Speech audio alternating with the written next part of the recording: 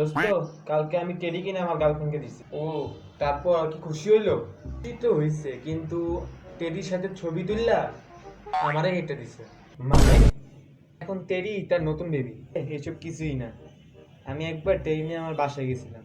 তারপর আম্মু দেখা বলছে বয়স এখনো 25, খেলনা নিয়ে কি করছ তুই? তুই কি বলছো? আমি বললাম আম্মু এটা খেলনা না, এটা আমার একমাত্র রয়্যাল বোন। দোস্ত, টেডির লাইফ কিন্তু ভালো। কেন? সারাদিন শুধু বসে থাকে, তবুও সবাই জড়িয়ে ধরে। আর আমরা আমরা মেসেজ দিলেই সিন করি না। আমিও ঠিক করছি, আমিও টেডি হবো। কিভাবে? কথা কম কমু, শুধু সারাদিন হয় কি উড়ে বসে থাকবো। তোর চেহারা দেখে মানুষ কি উঠ না ইমার্জেন্সি ডাকবো।